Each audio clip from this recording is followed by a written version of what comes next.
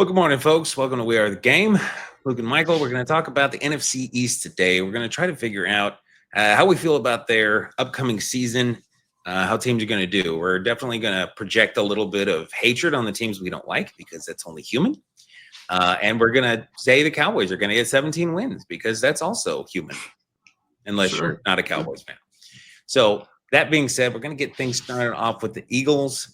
And Michael's going to get into them. So without further ado, I'm going to bring up our old tier list maker friend, and we'll get this thing underway. So, Michael, now that I've got you kind of teed up here, and I've given you, free reign to bash this team into the ground, obviously they're going right here, right? They're going, God, I don't know. Way down at the bottom. They're going to go. They're going right there. Done. Moving on. Next team. All right. Now that we're out of fantasy land, unfortunately. I think that a lot of things have happened for the Eagles. They've lost a lot of their leadership. You and I talk about that, and will be interesting to see how that plays out. They've lost leadership on both the front and the back, offensive defense of the ball. So it'll be interesting to see how that works. I think they've pulled in a lot of talent, both through free agency and some in the draft.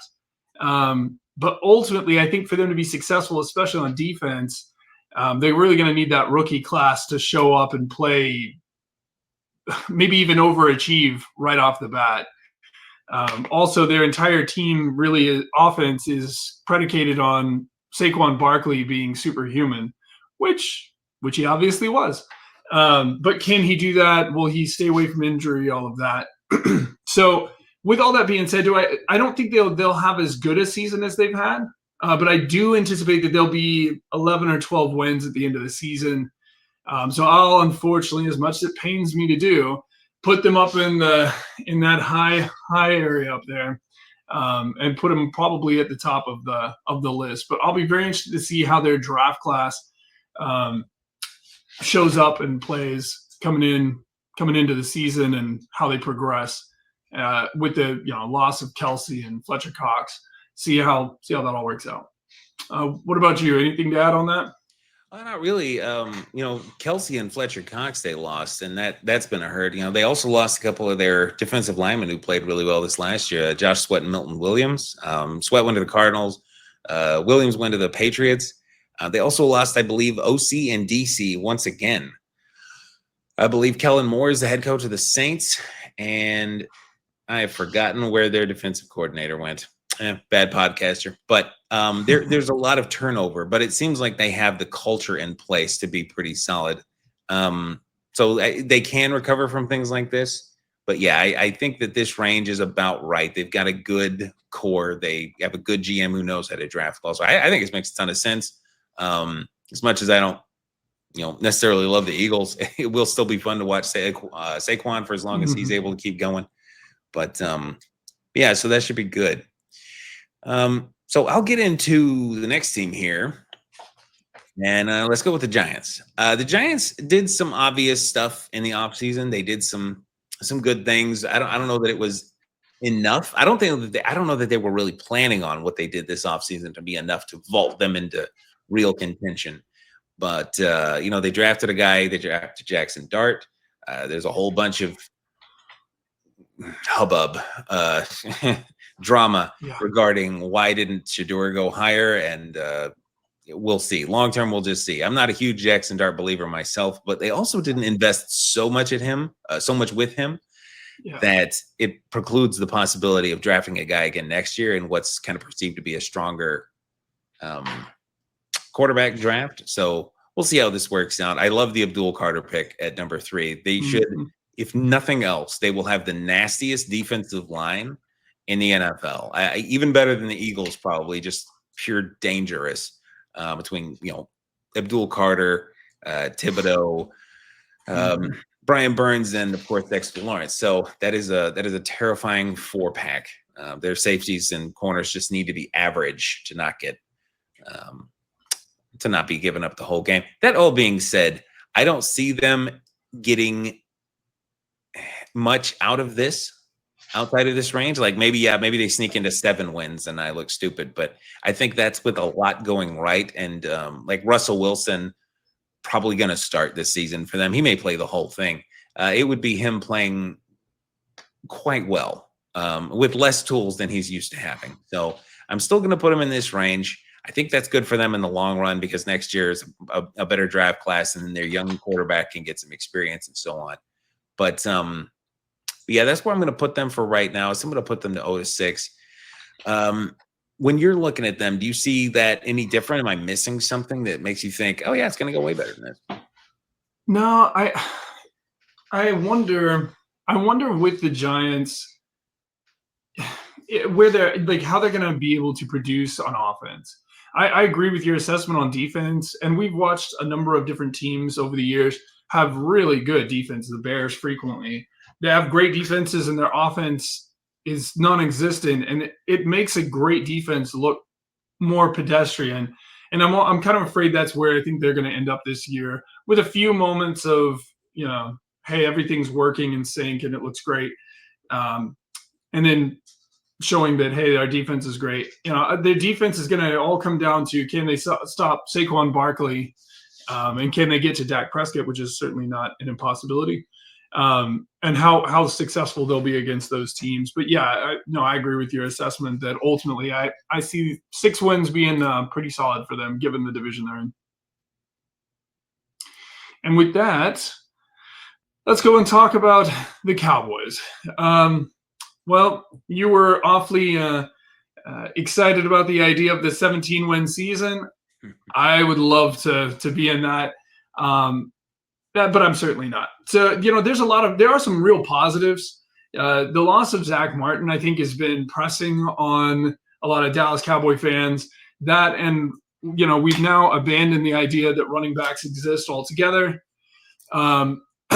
So how did we address those two things? And in the draft, Tyler Booker looks pretty solid. Looks like he's going to fill a gap there, and I'll be interested. He seems like quite an athlete. Be interesting to see how he does filling in that spot. But we're still sitting there with a gaping hole of so who's the running back? And I know that we got Jaden Blue, and he has moments at 5'9", crazy speed and all that. And we picked up a 7th round running back who's big. That's great, but I don't feel like anyone's very confident and comfortable with that. So it leaves a lot of question marks out there. We did, however, and I imagine that we replaced DeMarcus Lawrence. I think everyone pretty much agrees that Izaraku is a real heir apparent, potentially of that level of play. I cannot imagine that Micah Parsons could be happier with what happened in the draft in many ways. The corner we picked up in the 3rd round. So I feel like we got stronger on defense, which obviously we needed because I think we gave up 460 points or something like that last year, which is crazy. Can't win a lot of games that way. So ultimately, I think that we'll have more wins than last year, assuming we don't end up with as many injuries. So I will go ahead and throw us in the 8-12 range with the small possibility we end up better than the Eagles and a probability we're just a little worse. So that's where I think Dallas will end up. What about you? Anything you see? Any other wild cards in there? Well, it's difficult to predict injuries, and it's even harder to predict what would have happened if all the injuries hadn't happened, right? So last year you were one of the most injured teams in the country. Dak's out for most, maybe not most of the season, but upwards of half of it. CD missed parts of it. Micah Parsons, you kind of your offense was working pretty well in the first half of the season, and right around the time your defense got healthy, Dak got hurt, and so your defense started picking up the slack. But then your offense fell off. It was just you couldn't get everything going at the same time. So I do think that this is about right. 8-12 makes sense, and again, you could end up in the higher tier if you go on a run. I will say, I should have brought this up earlier. The NFC East plays the AFC West this year, so you've got a pretty tough interconference schedule. Because I don't know that there's a bad team in that division right now. I mean, the Raiders are probably the worst team, but sure. I don't know that I'm ready to call them a bad team for this year. Pete Carroll runs a pretty competitive environment, so that'll be tough. It'll be a good test for you, and your division always plays itself tough. So I think this could be good. Yeah, and if they can just come back and be healthy, I think that 8-12 is not a crazy expectation. I would predict them right now to be on the upper end of that, to be either 10, 11, or 12, not 8 or 9, with nominal amounts of injuries. Not you know, Crippling. perfectly healthy and not like last year, Yeah. just somewhere in the middle. So I think that's pretty fair. But we'll see. Hopefully guys can stay healthy. So last and certainly not least, which I'm still getting used to saying the not least part, we got the Commanders, and obviously they go right here. No, I'm just kidding. No, I think the short version is they go up here with you. You could debate whether or not they should go before or after you. Mm-hmm. I think that they will be your wild card competition. You played them well last year, even with stuff going wrong, and they had a lot go right. They have a lot on the line. Like if we were to do a question that was, and maybe we will really address things like this, but a question like, okay, of the 4 teams in this division, which one is most likely to have either an aggressive ascension or drop off? I would say Washington, hands down. They had a lot go right last year, a lot of health. They had a Hail Mary that wasn't even Mm-hmm. didn't even make it all the way to the end zone, and somehow they won the game off of it. They had a lot go right. And then they had a rookie quarterback who seemed like he had things figured out. Sophomore slump is something people talk about for a reason, because historically it's happened a lot. But we'll see. There's also a record recently of, year 2 quarterbacks being MVP candidates. So we'll see. They fall into a lot could go wrong here. I'm not going to predict that that's going to happen, but I'm kind of watching them out of the corner of my eye, like, okay, is this the year you kind of come down to earth? But I will say, even if things go relatively wrong and some of the young players aren't working, or Jaden Daniels gets kind of figured out, and that's Jaden Daniels / Cliff Kingsbury, I think this is as bad as it gets. But I would still project that they were up here at 8-12. So they should still be pretty good. You'll be a good division. Once again, you might have 3 playoff teams. Well, you'll certainly have 1, but you might have 3 playoff teams come out of the NFC East this year. So it should be pretty good. I'm certainly looking forward to it. But what do you think of Washington in their offseason? In a weird way, we talk about rookie quarterbacks, and Jaden proved himself to be such a great athlete. Like, he's a phenomenal athlete all around, right? He can throw with some accuracy. He's quick. There's a lot of it factors there. But they make it really hard to predict how he's going to perform week to week, because all of those seem rather random. I feel like in many ways they added more complexity to random by adding Deebo.